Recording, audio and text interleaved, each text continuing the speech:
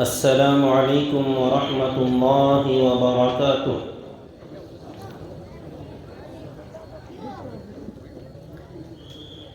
الحمد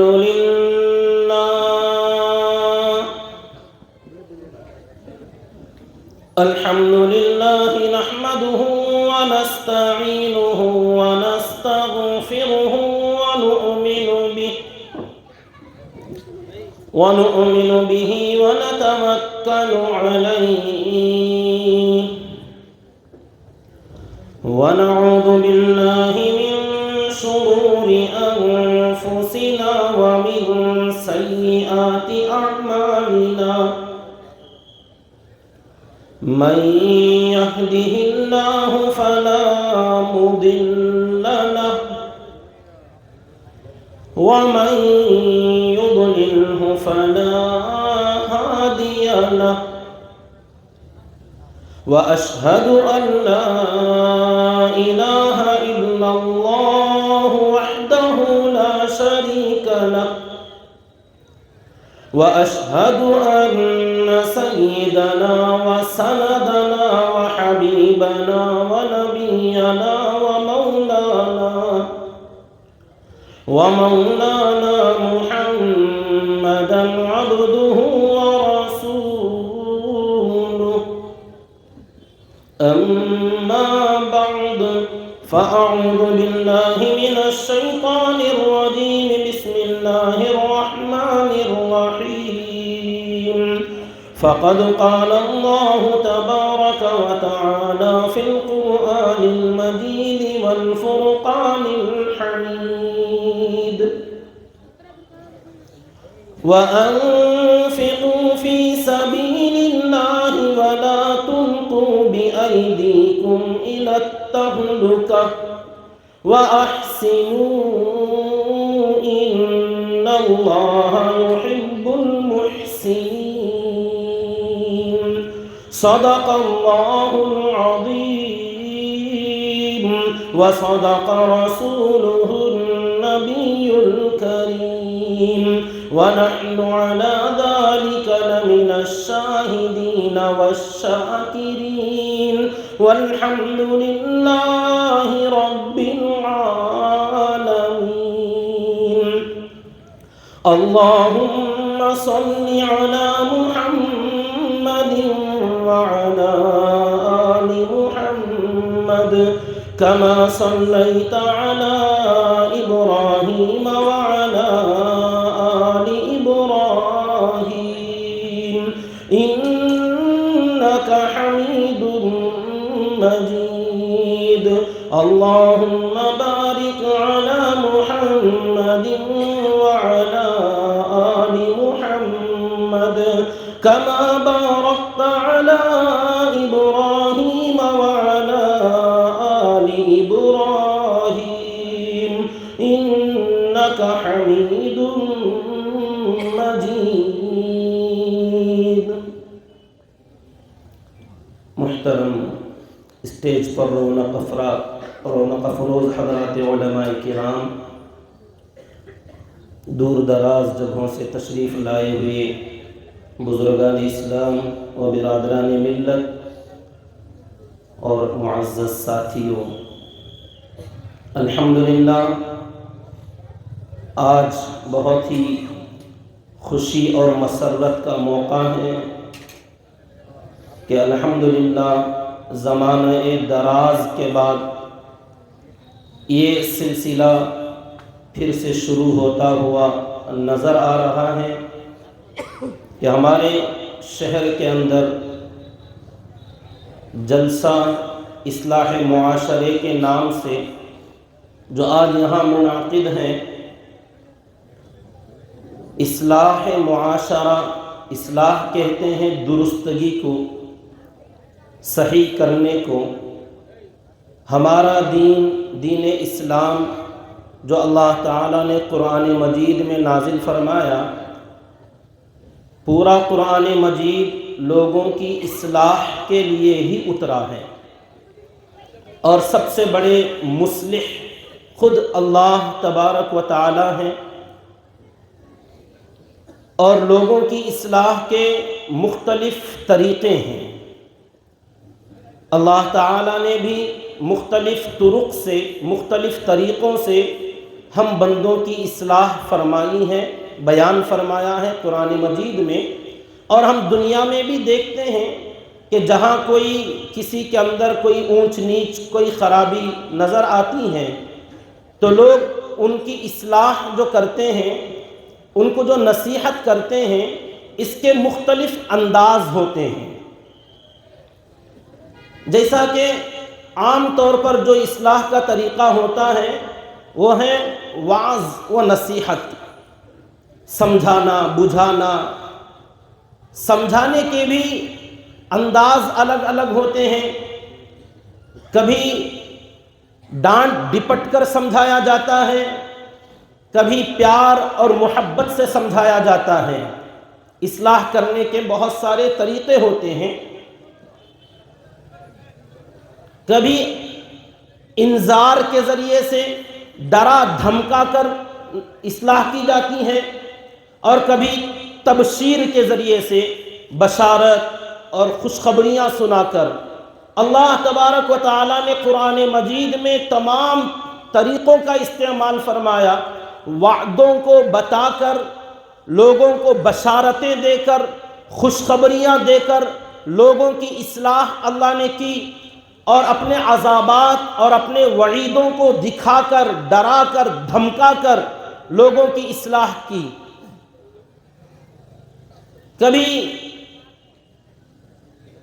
ایک اور انداز ہوتا ہے سمجھانے کا، جسے کہتے ہیں لوگوں کی اوقات دکھا کر نصیحت کرنا۔ لوگوں کو ان کی اوقات، ان کا مقام، ان کا مرتبہ یاد دلا کر سمجھانا، نصیحت کرنا، یہ بھی ایک انداز ہوتا ہے لوگوں کی اصلاح کا۔ یہ ڈرانے اور دھمکانے، ہنسانے اور بشارتیں سنانے اور وعظ و نصیحت کرنے کے بہت سارے طریقوں سے اصلاح کے بیانات اور طور طریقے ہم نے دنیا میں دیکھے ہیں، اور جلسوں کے اندر بھی عام طور پر یہی ہوتا ہے۔ آج میں ایک الگ انداز میں اصلاح کی کوشش کرنا چاہتا ہوں، بالخصوص حضرات علماء کی میں توجہ چاہتا ہوں۔ اگر اس میں کچھ بھول چوک میری ہو تو آپ حضرات بعد میں ضرور اصلاح فرمائیں میری۔ ایک نیا انداز جو کہ پرانا ہی ہے، قرآن مجید میں ہے، لیکن عام طور پر اس طرف توجہ نہیں دی گئی، وہ یہ کہ میں ہم سب کی اوقات، ہماری حیثیت دکھا کر اپنی اور آپ کی اصلاح کی کوشش کرنا چاہتا ہوں۔ اوقات دکھانا یا عام طور پر غلط معنوں میں لیا جاتا ہے کہ کسی کی حقارت، انسلٹ اور توہین کرنے کو اوقات دکھانا کہا جاتا ہے۔ حالانکہ آدمی کی اوقات کسی کی بھی اچھی بھی ہوتی ہیں، بری بھی ہوتی ہیں۔ بہت اونچی اوقات والا آدمی بھی ہوتا ہے، کوئی گھٹیا اوقات والا آدمی بھی ہوتا ہے۔ خود اللہ تبارک و تعالیٰ نے ان دونوں طریقوں کو قرآن مجید میں بیان فرمایا ہے۔ مثال کے طور پر جو ہم استعمال کرتے ہیں یہ اوقات دکھا کر نصیحت کرنے کا طریقہ، جب کوئی چھوٹے نوجوان بچے اپنے ماں باپ کے سامنے بے ادبی اور گستاخیاں کرتے ہیں، یا اساتذہ کے سامنے اونچی آواز یا ان کی بے ادبی کرتے ہیں، تو نصیحت کرنے والے چاہے ماں باپ ہوں یا اساتذہ ہوں یا محلے کے ذمہ دار اور رشتہ دار افراد ہوں، وہ اس کو اوقات یاد دلاتے ہیں کہ ارے غور کر، یہ تیرے ماں باپ ہیں، یہ تیرے استاذ ہیں، ان سے ایسے بات نہیں کرتے، یعنی تمہاری اوقات کیا ہیں۔ لوگ اسے نصیحت کرتے ہوئے سمجھاتے ہیں۔ کبھی کوئی پڑھا لکھا آدمی، ایجوکیٹڈ آدمی، عقل مند آدمی کبھی کہیں الجھ جاتا ہے، کسی جھگڑے میں، لڑائی میں پھنس جاتا ہے، اور وہ کچھ غلط سلط بولنے یا کرنے لگتا ہے، تو لوگ اسے بھی سمجھاتے ہیں، ارے آپ کو کیا ہو گیا، آپ تو ایجوکیٹڈ آدمی ہیں، آپ پڑھے لکھے آدمی ہو کر ایسی چھوٹی بات کرتے ہیں، آپ اتنی ہلکی بات کرتے ہیں، تو یہ اس کی اوقات دکھائی جاتی ہیں کہ آپ جیسے آدمی کو ایسی بات نہیں کرنا چاہیے۔ کبھی کبھار لوگ کہتے ہیں ارے تمہارے جیسا بڑا آدمی اتنی چھوٹی بات کرتا ہے، اتنی چھوٹی بات پر یوں لڑ رہے ہو۔ ارے آپ کو اپنی مقام کا، مرتبے کا، حیثیت کا تو لحاظ ہونا چاہیے، آپ جیسے بڑے کو یہ بات نہیں کرنا چاہیے۔ تو یہ کیا ہے؟ یہ اوقات دکھا کر لوگ ایک دوسرے کو نصیحت کرتے ہیں، اور یہ بات سمجھ میں بھی آتی ہے۔ آدمی بعد میں اس پر غور کرتا ہے، ارے میں ایک دیندار ہو کر ایسی بات کر بیٹھا، میں ایک پڑھا لکھا آدمی ہو کر ایسا کام کر بیٹھا۔ ایک ڈاکٹر آدمی اگر ہیلتھ کے خلاف وہ کام کر رہا ہو، ڈاکٹر ہے، لوگوں کی طبیعتیں درست کرنے والا آدمی ہے، اصلاح کرنے والا آدمی ہے، وہ خود بیڑی، سگریٹ، گٹکا، پان مسالہ استعمال کرنے لگے تو جو دیکھے گا فوراً کہے گا ارے جناب آپ ڈاکٹر ہو کر آپ احتیاط نہیں کرتے، یعنی اس کو اس کی اوقات بتائی جاتی ہیں۔ تو یہ میں نے مثال پیش کی، دنیا میں یہ طریقہ ہے۔ خود اللہ تبارک و تعالیٰ نے قرآن مجید میں ہم بندوں کی اوقات دو طریقے سے اللہ نے بتائی ہیں۔ جہاں کہیں ہم لوگوں نے یا انسانوں نے تھوڑا بہت اپنی حیثیت سے اوپر اٹھ کر کچھ بولنا یا کچھ کرنا شروع کیا، تکبر، انانیت، گھمنڈ، اللہ کی نافرمانی کرنے کی جرأت اگر پیدا ہونے لگی تو اللہ تبارک و تعالیٰ نے اپنی گھٹیا اوقات بتا دی کہ تم ہو کیا؟ هل اتى على الانسان حين من الدهر لم يكن شيئا مذكورا، کیا تمہارے اوپر ایک وقت ایسا نہیں آیا تھا کہ تم بے نام و نشان تھے، تمہاری کوئی اوقات نہیں تھی، تمہاری کوئی حیثیت نہیں تھی۔ وَلَقَدْ خَلَقْنَا الْإِنسَانَ مِنْ سُلَالَةٍ مِّن طِينٍ، ارے کھنکھناتی ہوئی، کھنکتی ہوئی مٹی سے ہم نے تمہیں پیدا کیا، تمہاری اوقات مٹی کے ذرات ہیں۔ وَلَقَدْ خَلَقْنَا الْإِنسَانَ مِنْ سُلَالَةٍ مِّن طِينٍ ثُمَّ جَعَلْنَاهُ نُطْفَةً، اس مٹی کو ہم نے ایک نطفہ، گندا پانی بنایا، فی قرار مکین، ثم خلقنا النطفة علقہ، پھر اسی نطفے کو ہم نے علقہ، خون کا لوتھڑا بنا دیا، فخلقنا العلقة مضغہ، پھر ہم نے اسے مضغے میں ڈھال دیا، فخلقنا المضغة عظاما، اس میں ہڈیاں پیدا کر دیں، فکسونا العظام لحما، اور اس کے اوپر ہم نے گوشت چڑھا دیا، ثم انشأناہ خلقا آخر، اس مٹی کو، اس نطفے کو، اس علقہ کو، اس مضغہ کو، یہ بے جان لوتھڑوں کو ہم نے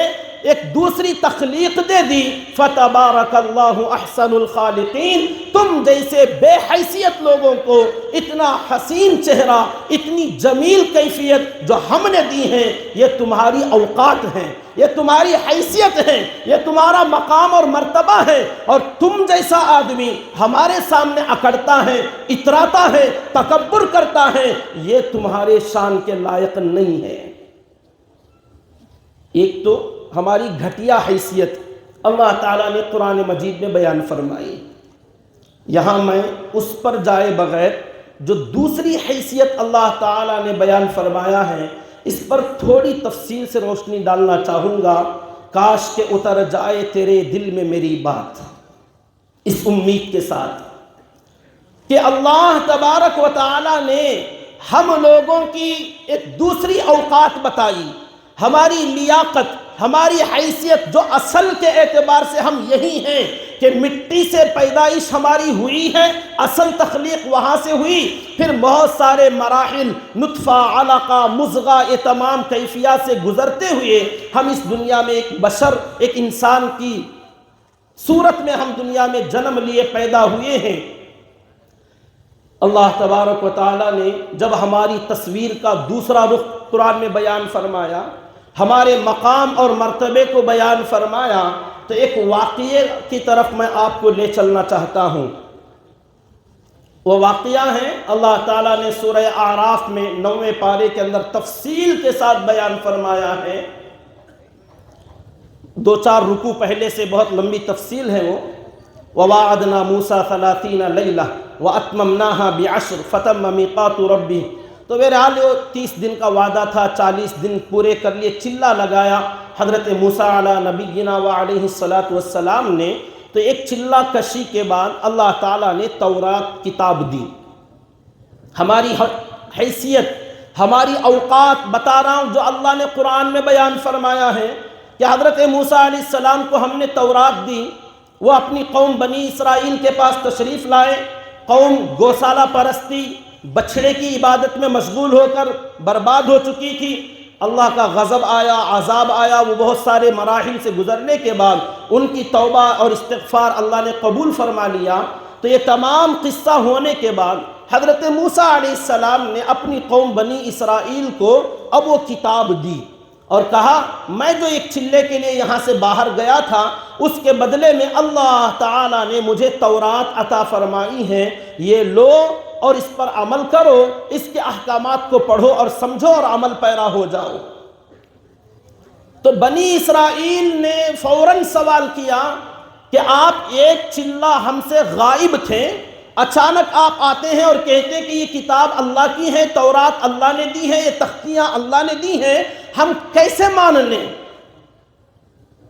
کیا یقین کہ آپ نے خود اپنی طرف سے لکھ لیا ہو یا کسی اور سے لکھوا لیا ہو، کہیں سے لا لیا ہو؟ ہم کیسے مانیں کہ یہ تورات اللہ کی کتاب ہے؟ تو حضرت موسیٰ علیہ السلام نے پوچھا کیسے مانو گے؟ بنی اسرائیل نے کہا ہم سے خود اللہ بات کرے اور اللہ ہم لوگوں سے کہے کہ بندو یہ تورات میری کتاب ہے، میں نے موسیٰ علیہ السلام کو یہ کتاب دیا ہے، اگر اللہ کی بات سنیں گے تو یقین کریں گے.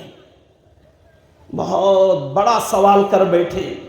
اللہ تعالیٰ سے حضرت موسیٰ علیہ السلام نے درخواست کیا ہے اللہ یہ ضدی قوم یوں پوچھتی ہے، آپ کیا جواب دیتی، کیا کروں؟ اللہ نے فرمایا ٹھیک ہے، ان لوگوں کو بھی میں بات کروں گا، اپنی آواز سناؤں گا، میں خود کہوں گا جو یہ چاہتے ہیں. تو ان سے کہو پوری قوم تو سن نہیں سکتی، مخصوص چیدہ و چنیدہ افراد کی ایک جماعت بناؤ، ان لوگوں کو ہمارے یہاں لے کر آؤ فلاں مقام پر کوہ طور پر، ہم وہاں ان سب سے بات کریں گے. تو اللہ تعالیٰ فرماتے ہیں وَاخْتَارَ مُوسَىٰ قَوْمَهُ 70 رَجُلًا لِمِيقَاتِنَا، 70 آدمیوں کو بنی اسرائیل میں سے حضرت موسیٰ علیہ السلام نے سلیکٹ کیا، چنا. اب وہ 70 قوم کے افراد نے سلیکٹ کیا تھا کہ ہاں ان پر یقین ہے، یہ بڑے عقل مند ہیں، بڑے ہوشیار ہیں، تقوی والے ہیں، دیندار ہیں، اگر یہ سن کر آئیں گے اور یہ بتائیں گے تو ہم ان کی بات کو مان لیں گے. تو وہ 70 کے 70 جو چنے گئے حضرت موسیٰ علیہ السلام نے اللہ کی آواز سنانے کے لیے چنا. تو آپ سوچ سکتے ہیں وہ بہت عقل مند ہوں گے، بہت سنجیدہ ہوں گے اور بہت تقوی و پرہیزگار وہ ہوں گے، تقوی والے ہوں گے، لیکن آگے ان کی حیثیت اللہ نے بیان فرمائی، وہ بھی بے وقوف تھے. 70 جو سلیکٹڈ ہیں کیسے؟ فرمایا جب ہماری ملاقات کے لیے آئے تو اللہ تعالیٰ نے ان تمام لوگوں سے وہی بات کہی جو انہوں نے چاہا کہ تورات ہماری کتاب ہے، ہم نے دیا ہے. آواز سنتے ہی یہ 70 کے 70 عقل مند لوگ کہنے لگے اے موسیٰ آواز تو سنائی دے رہی ہے، کیسے مان لیں کہ یہ آواز اللہ ہی کی ہے؟ کوئی دوسرا بول رہا ہو تو پوچھا پھر کیا چاہتے ہو؟ فقالو، سورہ بقرہ کے اندر ہے ارین اللہ جہرا، دکھائیے اللہ کو ہم دیکھیں گے اور وہ بات کرے گا ہم سنیں گے. صرف آواز پر اکتفا نہیں کیا، اب یہ جو قوم نے مانگا تھا ویسا ہی سوال انہوں نے بھی کر بیٹھا. اب اللہ تعالیٰ کو اتنا غصہ آیا فَأَخَذَتْهُمُ الرَّجْفَةُ، ایک اور جگہ فرما فَأَخَذَتْهُمُ الصَّاعِقَةُ، ایک زوردار چیخ اور زلزلہ آیا، دونوں عذاب آئے اور سب کے سب دھڑام سے نیچے گر پڑے. 70 افراد یہ سوال کرنے کے بعد اللہ کے عذاب میں گرفتار ہوئے، سب کے سب اللہ تعالیٰ نے فرمایا ان کو ہلاک کر دیا گیا. تفسیر میں لکھا ہے یا تو وہ بے ہوش ہو گئے یا قریب الموت، ایسے پڑ گئے کہ گویا مر گئے ہیں. قال، حضرت موسیٰ علیہ السلام اکیلے بچے ہیں کوہ طور پر، 70 افراد ہلاک ہو گئے ہیں. اب دل پسیج اٹھا اور اللہ تعالیٰ سے یوں عرض گزار ہوئے، درخواست کرنے لگے، ربی، اے میرے پروردگار، لو شئتا، اگر آپ چاہتے، اہلکتہم من قبل و ایایا، یہاں آنے سے پہلے ان کو بھی ہلاک کر دیتے، مجھے بھی ہلاک کر سکتے تھے آپ۔ افتہلکنا بما فعل السفہاء منا، کیا بعض بے وقوف ہم میں سے ان کی غلطی کی وجہ سے آپ ہم سب کو ہلاک کر دیں گے؟ تو انہوں نے جو سوال کیا، اس سوال کے نتیجے میں آپ کی پکڑ آئی اور یہ سب کے سب گرے پڑے ہیں، اے اللہ اس کے بدلے میں اب میری بھی موت ہونے والی ہے۔ تھوڑا قصہ آپ سن لیں، بعد میں اصل بات آتی ہے۔ اگر میں اکیلا جاؤں گا قوم کے پاس، بنی اسرائیل فوراً کہیں گے کہ ہمارے 70 بڑے لوگوں کو لے گئے تھے، چیدہ وہ چنیدہ سلیکٹڈ لوگوں کو، اور ان سب کو آپ نے قتل کرا دیا، آپ نے مار دیا، تو نتیجے میں قوم مجھے نہیں چھوڑے گی اور مجھے بھی مار بیٹھے گی، اور آپ مجھے مارنا نہیں چاہتے، تو مطلب یہ کہ آپ ان کو دوبارہ زندہ کر دیجئے۔ ان ہی الا فتنتک، یہ تو بس آپ کی ایک آزمائش ہے۔ تضل بہ من تشاء وتہدی من تشاء، آپ جسے چاہتے ہیں ہدایت دیتے ہیں، جسے چاہتے ہیں گمراہ کر دیتے ہیں۔ اب اصل دعا شروع ہوتی ہے۔ حضرت موسیٰ علیہ السلام نے عرض کیا، انت ولینا، اے اللہ آپ ہمارے نگہبان ہیں، آپ ہمارے مولا ہیں، ذمہ دار ہیں، فاغفر لنا، معاف کر دیجئے، وانت خیر الغافرین۔ اصل بات آ رہی ہے، ہماری اوقات، ہماری حیثیت اللہ نے اس واقعے میں بیان کیا۔ تھوڑی توجہ چاہتا ہوں، اللہ تعالیٰ سے حضرت موسیٰ علیہ السلام یوں معافی مانگنے لگے، انت ولینا فاغفر لنا وارحمنا وانت خیر الغافرین، اے اللہ آپ بہت بہتر معاف کرنے والے ہیں، معاف کر دیجئے مجھے بھی، میری قوم کو بھی، اور ان کو دوبارہ کھڑا کر دیجئے۔ اللہ تعالیٰ نے سب کو زندہ کر دیا۔ حضرت موسیٰ علیہ السلام کی دعا آگے چلتی ہیں، فرماتے ہیں، عرض کرتے ہیں، وَاكْتُبْ لَنَا فِي هَذِهِ الدُّنْيَا حَسَنَةً وَفِي الْآخِرَةِ، اے اللہ اس دنیا میں بھی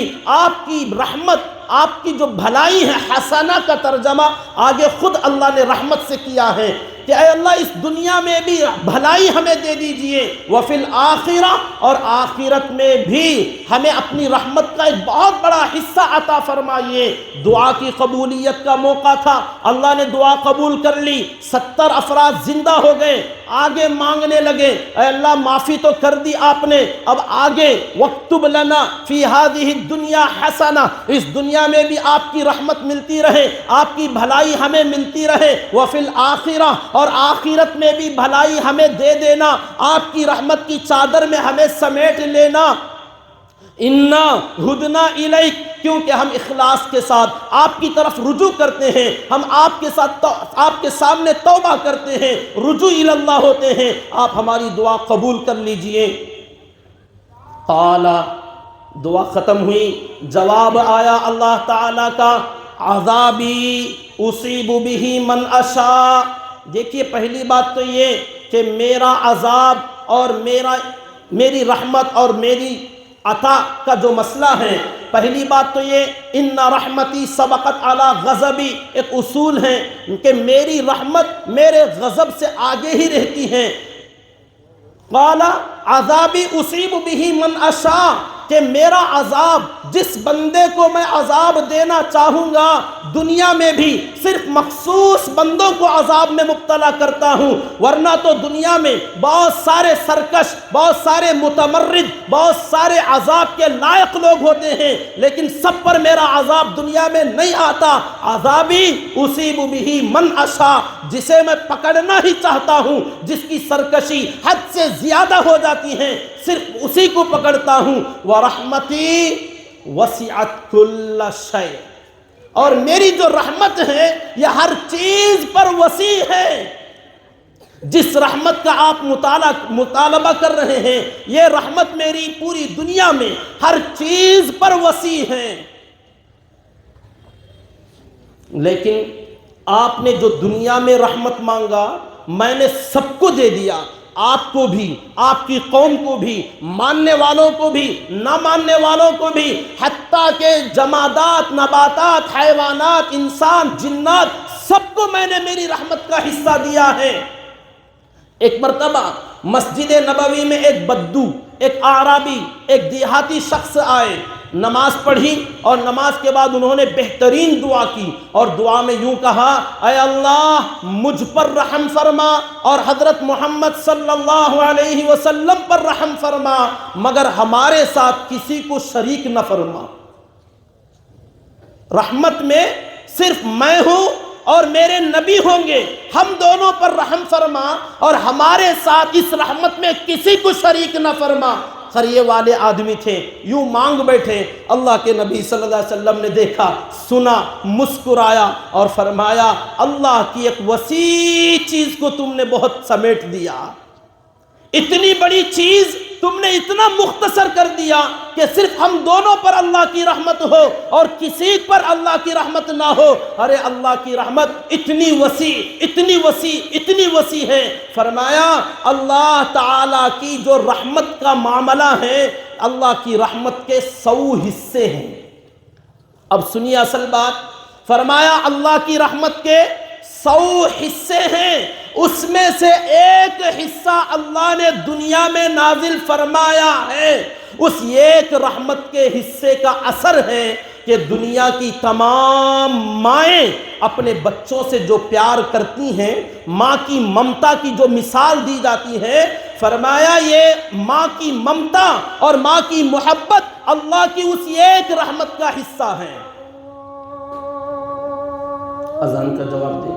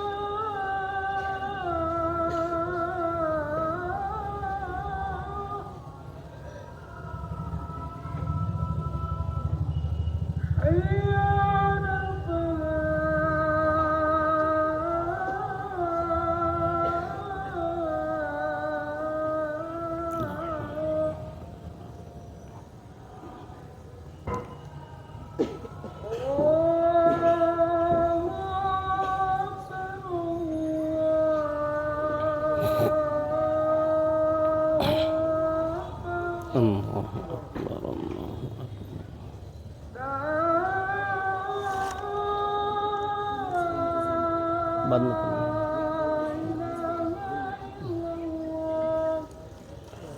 اللہم رب هذه الدعوة التامة والصلاة بزرگان محترم، آپ تمام حضرات یوں ہی تشریف فرما رکھیں، انشاءاللہ مسجد عظیم میں اجلاس کے اختتام پر نماز کا انتظام رہے گا۔ ایک مرتبہ درود شریف پڑھ لیں۔ اللہم صلی علی محمد وعلی آل محمد وبارک وسلم۔ میرے محترم بزرگ عزیز دوستو، اللہ کے نبی صلی اللہ علیہ وسلم نے ارشاد فرمایا، اللہ کے 100 حصوں رحمت میں سے ایک حصہ اللہ نے دنیا میں اتارا جس کا اثر یہ دیکھتے ہو کہ مائیں اپنے بچوں سے پیار کرتی ہیں، باپ کی شفقت اپنی اولاد پر، کہ اولاد کا دکھ میں ہونا، درد میں ہونا ماں باپ برداشت نہیں کرتے، اپنی جان مال سب کچھ لٹانے کے لیے تیار ہو جاتے ہیں، میاں بیوی کی آپس کی محبتیں، بھائیوں بہنوں کے آپس کی محبتیں، اور دنیا میں جہاں کہیں بھی چاہے وہ مسلمان ہو یا غیر مسلم، کسی کو کوئی تکلیف ہوتی ہے، راستے میں کسی کا ایکسیڈنٹ ہوتا ہے اللہ نہ کرے، لوگ اس کی طرف دوڑتے ہیں، محبت کا اظہار کرتے ہیں۔ اتنا ہی نہیں، تمام جانوروں میں چاہے وہ درندے کیوں نہ ہو، شیر چیتے کیوں نہ ہو، اپنے بچوں پر جو محبت کرتے ہیں، شفقت کرتے ہیں، سانپ اپنے انڈوں اور سپولوں سے جو محبت کرتے ہیں، جتنے بھی دنیا کے اندر تمام مخلوقات میں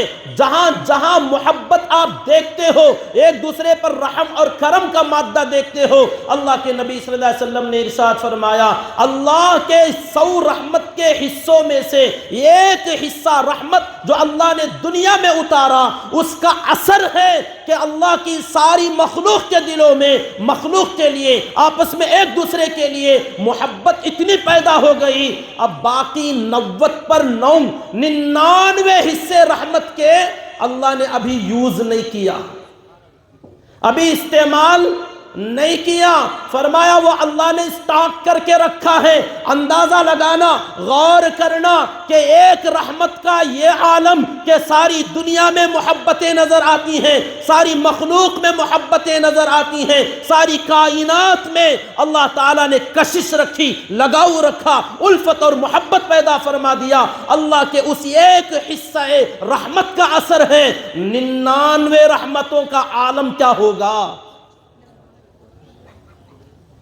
حضرت موسیٰ علی نبینا وعلیہ السلام نے یہ کہا کہ اے اللہ وَاكْتُبْ لَنَا فِي هَذِهِ الدُّنْيَا حَسَنَةً وَفِي الْآخِرَةِ، وہ جو آخرت میں آپ کی رحمت کے 99 حصے ہیں وہ مجھے اور میری اس قوم کو اور بنی اسرائیل کو آپ دے دینا، اس میں ہمیں بھی شامل کر لینا۔ دعا کی قبولیت کا موقع تھا، اللہ نے آدھی دعا قبول کر لی کہ دنیا کا جو مسئلہ تھا اللہ نے کلیئر کر دیا۔ قال عذابی اصیب بہ من اشاء ورحمتی وسعت کل شیء، آپ نے دنیا کے بارے میں مانگا، سن لیجئے میری رحمت دنیا میں سب پر عام ہے، سب کو میں جہاں چاہوں جس کو چاہوں اپنی رحمت میں شامل کر سکتا ہوں۔ بعض صحابہ نے فرمایا، ایک روایت ہے کہ جب یہ ٹکڑا سنا تو شیطان ابلیس لعین کہنے لگا کہ میں بھی مرحوم ہوں، میں بھی مرحوم ہوں، اللہ کی رحمت میرے اوپر بھی ہے، کیونکہ اللہ نے فرمایا رحمتی وسعت کل شیء، ہر چیز پر میری رحمت عام ہے، تو کل شیء میں بھی تو ایک شے ہوں، میں بھی تو ایک چیز ہوں، تو اللہ کی رحمت میرے اوپر ہے، میں بھی مرحوم ہوں۔ شیطان کو امید بن بیٹھی تو اللہ تعالیٰ نے فرمایا تو اسے حضرت انور شاہ کشمیری صاحب رحمت اللہ علیہ نے، محدث بڑے علماء دیوبند کے، حضرت نے اس کی تفصیل بیان کرتے ہوئے فرمایا کہ شیطان پر کل شیء کے اطلاق میں وہ بھی داخل ہوتا ہے، مگر اس اطلاق کے تحت شیطان پر رحمت کا ہونا ضروری نہیں کہ وہ رحمت کا مستحق ہو سکتا ہے، لیکن رحمت اس پر نہیں ہوئی۔ ہر چیز پر اگر اللہ چاہے رحمت ہو سکتی ہے، لیکن جسے چاہے اللہ تعالیٰ اسے رحمت عطا فرما دیتے ہیں، اس پر اللہ رحم فرما دیتے ہیں، اور جسے اللہ دھتکارنا چاہے اسے اس رحمت سے محروم بھی کر دیتے ہیں۔ تو اصل مسئلہ تھا آخرت کا، دنیا کا مسئلہ تو ہو گیا، وَفِي الْآخِرَةِ، اے اللہ میں مانگتا ہوں، حضرت موسیٰ علیہ السلام کی دعا تھی آخرت میں اس 99 حصے رحمت میں مجھے بھی لے لینا، میری قوم کو لے لینا، ہمیں وہ حصہ عطا فرما دینا۔ آگے رب نے کیا فرمایا؟ قرآن کی تلاوت کرنا، اپنی اوقات یاد آئے گی۔ اللہ نے قرآن میں ایک اور جگہ فرمایا هو اجتباکم، اے میرے بندو تم معمولی نہیں ہو، تم ایرے غیرے نہیں ہو، تم یوں ہی پیدا نہیں ہو گئے۔ افحسبتم انما خلقناکم عبثا وانکم الینا لا ترجعون، کیا تم بیکار کے ہو؟ تم ایسے ہی انفارچونیٹلی یا ایسے ہی تم نے بائی چانس بائی مسٹیک تم اس امت میں پیدا ہو گئے ہو؟ نہیں، تم بائی چانس اس امت میں نہیں آئے، بائی چوز آپ کو چوز کیا گیا، آپ کو سلیکٹ کیا گیا، آپ کو پسند کیا گیا۔ ہوا اجتباکم، کس نے چوز کیا، کس نے پسند کیا؟ فرمایا تمہارے رب نے تمہیں سلیکٹ کیا۔ کس کے لیے سلیکٹ کیا؟ دنیا میں تم آنا تھا، تمہارا مقدر تھا، تم دنیا میں انسان بن کر آؤ گے، تم مومن بن کر پیدا ہوگے، مسلمان بن کر پیدا ہوگے، لیکن میں نے تمہیں چنا کہ آخری نبی آئیں گے، نبیوں کے سردار آئیں گے، امتوں کی سردار امت آئے گی، آخری امت آئے گی، آخری نبی آئیں گے جو آنے میں دنیا میں سب سے آخر، مگر جنت ان کے ذریعے سے کھلے گی۔ جنت میں جائیں گے سب سے پہلے یہ امت، اور اس امت کے خطا اور نسیان معاف کر دیے جائیں گے۔ یہ امت ایسی البیلی ہوگی، یہ امت ایسی نرالی ہوگی۔ اللہ نے فرمایا میں نے چنا ہے تمہیں کہ تم نیت کرو گے، تم کسی اچھے کام کا ارادہ کرو گے، تمہارے ارادے پر عمل کرنے کا ثواب میں دے دوں گا۔ کرو یا نہ کرو بات کا مسئلہ، اور اگر کر بیٹھو گے عمل نیک کام کا ارادہ تم نے کیا میری طرف سے، تم لاڈیلے نبی کی امت ہو، میں نے چنا ہے تمہیں، میں نے سلیکٹ کیا ہے، چپکے سلیکٹ نہیں کیا۔ تمہاری شان نرالی ہے، تمہاری اوقات نرالی ہے، تم بہت بڑی امت ہو، تم ارادہ کرو گے۔ دوسری قومیں ارادہ کرتی تھیں، ثواب نہیں دیتا تھا، تم صرف ارادہ کرو گے۔ اذان ہوئی ہے، بعد میں جماعت کھڑی ہوگی، نماز پڑھ کے جائیں گے، پڑھو گے یا نہیں بات کا مسئلہ، ارادہ کر لو گے ثواب میں دے دوں گا، بعد میں عمل کرو گے تو ایک عمل تمہارا، 10 نیکیاں میری۔ پہلی کسی قوم کو میں نے یہ نہیں دیا، یاد رکھنا اللہ نے فرمایا ہے پہلے کسی کو یہ نرالی شان، یہ عطا میری پہلے نہیں تھا، جو کرتے تھے وہ جتنا کرتے تھے اتنا۔ اور یاد رکھنا جب یہ اصول ہے نیکی کا تو بدی کا کیا عالم۔ اگر تم برائی کا ارادہ کرو گے تو جیسے نیکی کے ارادے پر نیکی اور برائی کے ارادے پر برائی ملنا چاہیے تھا، اللہ نے فرمایا نہیں، تم نے ارادہ برائی کا کیا ہے، فلم دیکھنے کا کیا ہے، زنا کا کیا ہے، چوری کا ارادہ کیا ہے، جب تک تمہارا ارادہ رہے گا نہ کوئی گناہ لکھوں گا نہ کوئی سوال کروں گا۔ میرے نبی کی امت ہو تم بڑے نرالے ہو، تمہاری برائی کے ارادے پر کوئی پکڑ نہیں ہوگی، کوئی پوچھ گچھ نہیں ہوگی، کوئی عذاب نہیں ہوگا، کوئی گناہ نہیں ہوگا۔ اور اگر تم پھر بھی کر لو گے، گناہ کر بیٹھے تو جتنا گناہ کیا اتنا ہی لکھوں گا، بڑھا کر نہیں۔ نیکی 1 کرو 10 دوں گا، برائی 1 کرو تو 1 ہی ملے گی۔ اور برائی کرنے کے بعد بھی جب یاد آیا تب تم نے کہہ دیا میرے رب غلطی ہو گئی معاف کر دینا، تو میں نے معاف کر دیا۔ جب کہو گے میں معاف کر دوں گا، عمر میں پوچھوں گا 70 سال کے ہو 80 سال کے ہو اب توبہ کرتے ہو، ارے جب تیرا ہاتھ اٹھا میری دریائے رحمت بہہ جائے گی اور میں یوں معاف کر دوں گا، مجھے کوئی پرواہ نہیں ہوگی کہ کتنے بڑے گنہگار ہو تم۔ تفصیل کا موقع نہیں ہے، وقت کی قلت کی وجہ سے بات سمیٹ رہا ہوں، یہی تب سے میرے ذہن میں بات چل رہی ہے۔ بہرحال اس امت کی نرالی شان بہت ساری اللہ تعالیٰ نے آگے حضرت موسیٰ علیہ السلام سے فرمایا دنیا کے حد تک آپ نے مانگا، ہم نے قبول کر لیا، آخرت کا مسئلہ فَسَأَكْتُبُهَا، یہ آخرت کی میری رحمت میں نے اٹھا کر رکھا ہے، خاص میں نے متعین کیا ہے،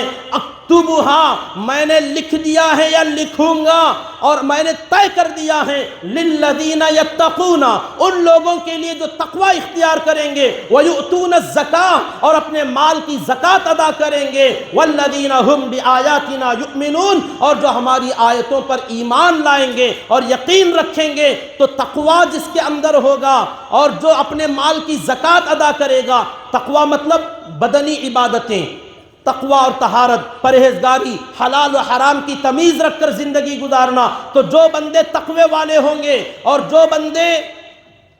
اپنا مالی عبادت کریں گے، مال کی زکوٰۃ ادا کریں گے، اور ان کے دلوں میں ہماری آیتوں پر یقین ہوگا، ہم ان کو عطا فرمائیں گے۔ یہودی خوش ہو گئے کہ اس میں ہم بھی تو شامل ہیں، کیونکہ تقوی ہمارے اندر بھی ہے، زکوٰۃ ہم بھی دیتے ہیں، اور اللہ کی آیتوں پر، تورات پر ہمارا ایمان ہے۔ اللہ نے فرمایا یہودیوں زیادہ خوش نہیں ہونا، آگے کی صفت سن لو، الذین یتبعون الرسول النبی الامی، وہ قوم ہوگی، وہ امت ہوگی جو آخری نبی امی جو ہوں گے، اس نبی امی کی اتباع کرنے والے۔ یعنی اے موسیٰ علیہ السلام، آپ نے میری 99 رحمتوں کا مطالبہ اپنے اور اپنی قوم کے لیے کیا، اور میں نے قبول امت محمدیہ کے لیے کیا،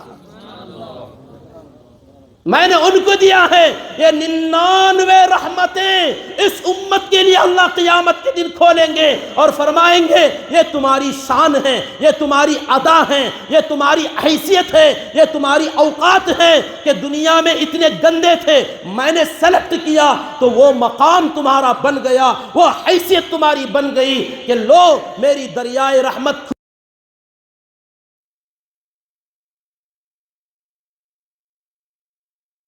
حسنات۔ اس کو میں زیادہ تفصیل نہیں کر سکتا، ورنہ تو امت لوگ رحمت اور جرأت میں فرق نہیں کرتے۔ ہم اللہ کی رحمت بیان کرتے ہیں، لوگ اسے جرأت میں لے لیتے ہیں کہ اللہ کی رحمت ایک طرف، گناہوں پر جرأت اور ڈیر ہو جانا یہ دوسری طرف۔ جرأت الگ ہے، رحمت الگ ہے۔ اللہ کی رحمت کو سن کر کوئی بندہ گناہ کے قدم نہ اٹھانا، گناہ کی طرف نہ جانا، اللہ کی رحمت اپنی جگہ۔ لیکن جو بندے جرأت علی الگناہ کرتے ہیں، جرأت علی المعاصم کرتے ہیں، گناہوں پر جو لوگ دیر ہو جاتے ہیں، پھر آخر میں اللہ تعالیٰ انہیں توبے کی توفیق بھی نہیں دیتے ہیں۔ اس لیے رحمت کو سننے کے بعد گناہوں پر جرأت نہ کرنا، اپنی حیثیت پہچاننے کے بعد توبے کی طرف آنا، رجوع اللہ کی طرف آنا، استغفار کی طرف آنا، اپنی اصلاح کی طرف آنا، نہ کہ اس پر خوش ہو جانا کہ مولانا نے بتایا ہے اللہ 99 رحمتوں کے ساتھ استقبال کریں گے تو چلو اور چند گنا زیادہ کر لیتے ہیں۔ بات یہ نہیں ہے، کہیں توبے کے بغیر مر گئے تو پھر یہ رحمت ملنے والی نہیں ہے۔ اللہ نے شرطیں لگائی ہیں، الذین یتقون، جو پرہیزگار ہوں گے، وَيُؤْتُونَ الزَّكَاةَ، مالی عبادت کریں گے اور آیتوں پر یقین رکھیں گے، اور سب سے بڑی بات الذین یتبعون الرسول النبی، جو ہمارے نبی کی اتباع کریں گے۔ میرے بھائیوں، ہماری حیثیت اور ہمارا مقام یہ ہے کہ ہم اپنے نبی کی اتباع کرنے والے ہیں۔ اگر اتباع کے اوپر بات آ جائے تو ہمارے جو کام ہیں، جو میلاد النبی کے موقع پر ہم نے اپنے نبی کے جشن میں، ہم نے اپنے نبی کی خوشی میں جو کام ہم نے کیے ہیں، ان تمام کاموں میں کہیں بھی اتباع رسول نبی امی نظر ہی نہیں آتا۔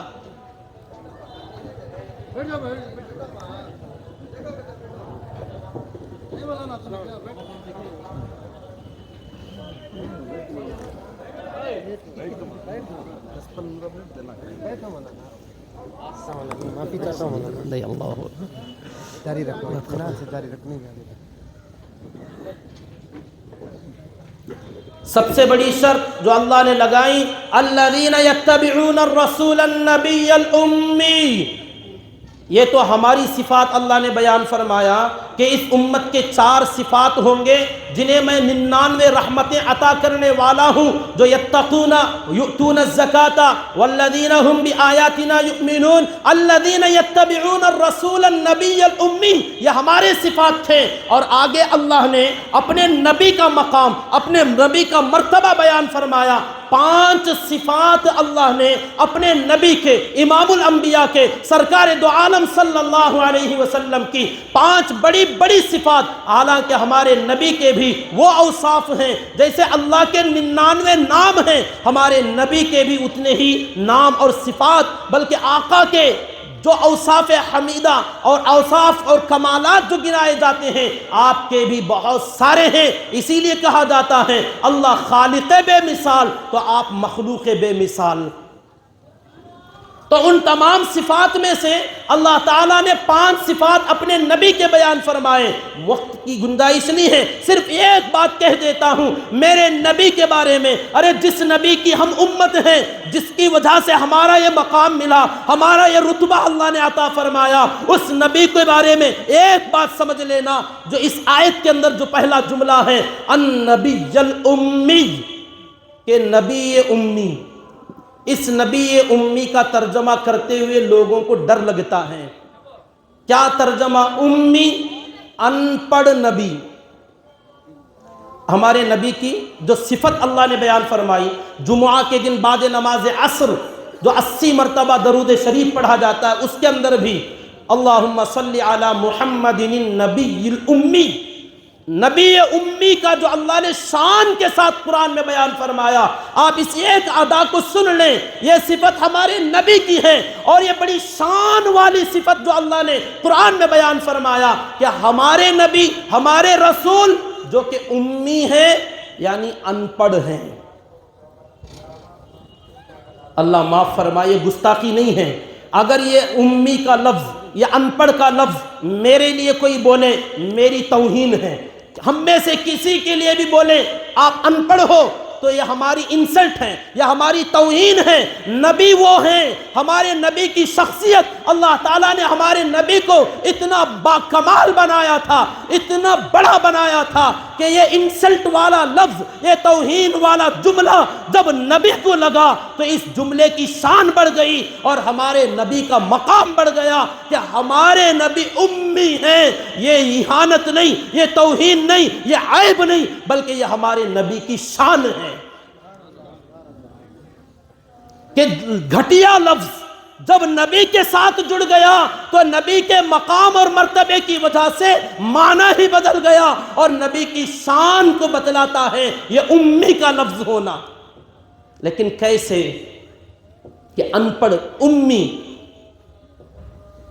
کیونکہ دنیا میں عام طور پر جو ان پڑھ ہوتا ہے وہ جاہل، گنوار، اخلاق سے عاری، کچھ عطا پتہ نہیں ہوتا، تمیز نہیں ہوتی،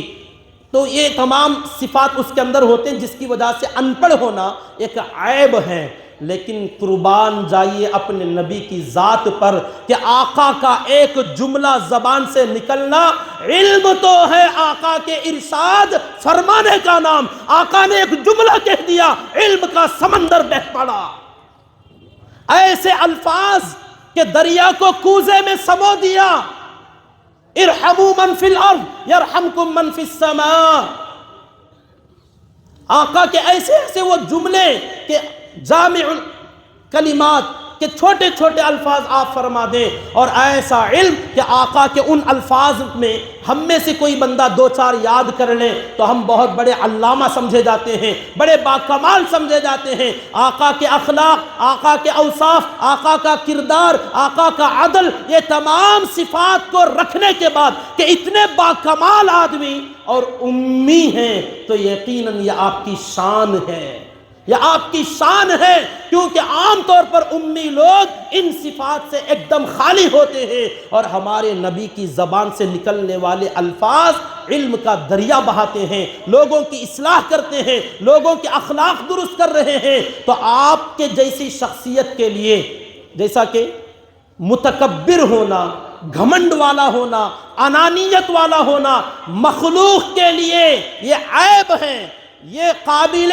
سزا لفظ ہے کہ کسی بندے کو کہہ دیا جائے، لیکن یہی لفظ متکبر کا جب اللہ کو کہہ دیا جائے کہ اللہ بڑے تکبر والے، اللہ بڑے گھمنڈ والے، اللہ بڑے انانیت والے، تو یہ لفظ اللہ کے ساتھ جڑنے کے بعد یہ اللہ کی شان میں شمار ہوتا ہے۔ تو مخلوق کے لیے یہ لفظ عیب ہے، خالق کے لیے یہ لفظ کمال ہے، تو ایسے ہی امی کا ہونا تمام امت کے لیے عیب ہے، لیکن ہمارے نبی کے لیے شان ہے۔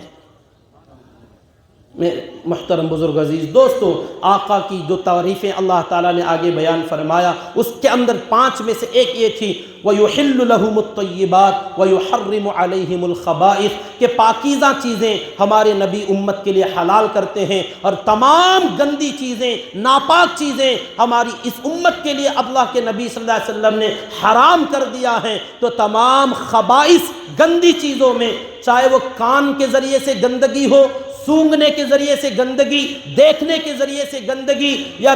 چکھنے، پینے اور کھانے کے ذریعے سے گندگی، یہ تمام گندگیاں جو نشہ ہیں، جو شراب ہیں، جو سونگھنے کے ذریعے سے کیا جاتا ہے، جو حرام کمائی ہیں، اور جو گانے بجانے ہیں، اور نبی کے میلاد کے موقع پر جو آرکسٹرا اور ڈی جے وغیرہ جو چلایا جاتا ہے، یہ تمام وہ چیزیں ہیں جسے نبی نے حرام قرار دیا۔ وَيُحَرِّمُ عَلَيْهِمُ الْخَبَائِثَ، تمام قسم کی گندگیاں نبی نے امت پر حرام کیا ہے۔ لیکن افسوس کی بات، آج یہ امت اپنے اتنے بڑے مقام اور مرتبے کو سمجھے بغیر نبی کی خوشی میں، نبی کی میلاد کی خوشی میں تمام خبائث کا ارتکاب کرتی ہیں اور اپنی حیثیت کو بھول جاتی ہیں۔ میں یہی ایک چیز آپ کے سامنے رکھنا چاہتا تھا کہ اللہ تعالیٰ نے مجھے اور آپ کو لاڈلے نبی، بڑے نبی، پیارے نبی کی امت میں بڑا نرالا، بڑا ہی ہم کو البیلا بنا کر پیدا فرمایا ہے۔ خدا را اپنی حیثیت، اپنی اوقات، اپنی شان کو سمجھیے، اور اس کے مطابق اپنے آپ کو خبائث سے، گندگیوں سے خدا را پاک کیجئے، اور ہم آگے چل کر اپنوں کے لیے، اغیار کے لیے اور سب پوری امت کے لیے نفع رساں بنے، ایک دوسرے کی کام آئیں۔ جیسا کہ میں مثال دینا چاہوں گا کہ کرونا کال کے اندر ماشاءاللہ ہمارے نوجوانوں نے، جماعت کے ساتھیوں نے، تنظیموں نے، علماء نے کیا دل کھول کر موت کا سامنا کیا، اور کیا خدمت پورے دنیا کی، پورے ملک کی۔ اور حال فی الحال میں گجرات کے اندر جو پل ٹوٹا، جس کے 3 ہیرو ہمارے نوجوان لڑکے، میں سیلوٹ کرتا ہوں، میں مبارکبادی دیتا ہوں۔ کاش کہ ہم وہ بنے کہ خبائث سے بچیں، اپنی گندگیوں سے بچیں، اور امت کے لیے اپنا پرایا، مسلم ہندو کی تمیز کیے بغیر جہاں کہیں ایسا موقع نظر آیا، بے خطر کود پڑے، اور ملک کی حفاظت، ملک والوں کی حفاظت، اپنے اور اغیار کی خدمت کے لیے اپنے نوجوان یوں تیار رہیں، ہمیشہ مستعد رہیں۔ یحرم علیہم الخبائث، اگر گندگیوں میں ملوث ہو جاؤ گے، نشہ استعمال کرو گے، اور طرح طرح کی خرافات میں اگر لگ جاؤ گے، جب ایسے حالات آتے ہیں سب سے پہلے اپنی فکر شروع ہو جاتی ہے، کانپنا اور ہدرنا، دھڑکنا شروع ہو جاتے ہیں، لوگ بزدل ہو جاتے ہیں۔ قربان جائیے ایسے نوجوانوں کو، ان کی ہمت افزائی کیجئے جو اپنی صحتوں کی حفاظت کرتے ہیں، نشے سے پاک ہیں، حرام غذاؤں سے بچتے ہیں، اور اپنی اور اپنے معاشرے کی، اپنے اہل و عیال کی، اپنے ماں باپ اور اپنے بھائیوں بہنوں کی خدمت کے لیے ہمہ تن مستعد رہتے ہیں۔ اپنے آپ کو وَأَعِدُّوا لَهُمْ مَا اسْتَطَعْتُم مِّن قُوَّةٍ، اپنے آپ کو قوی بناؤ، طاقتور بناؤ، اور ہر موقع کے لیے تیار رہو، حفاظت کے لیے، خدمت کے لیے، لوگوں کو نفع پہنچانے کے لیے۔ آج کے اس جلسے کا یہی اصل عنوان ہے، یہی اصل مقصد ہے کہ اپنے نوجوانوں کو یہ اصلاح کا ایک طریقہ، اپنی حیثیت، اپنی اوقات کو یاد دلا کے کیا جائے۔ میں نے جہاں تک کوشش کی، شاید میری بات نامکمل ہے، بہرحال اللہ تعالیٰ سے دعا گو ہوں کہ یہ جو بے ترتیب الفاظ، جس کے اندر کچھ بھول چوک بھی ہیں، اللہ تعالیٰ سے معافی چاہتے ہوئے میں اپنی بات ختم کرتا ہوں۔ اللہ تعالیٰ سے دعا ہے کہ اللہ رب العزت کہنے والے کو اور سننے والوں کو عمل کی توفیق نصیب فرما دے۔ آمین۔ وآخر دعوانا ان الحمد للہ رب العالمین۔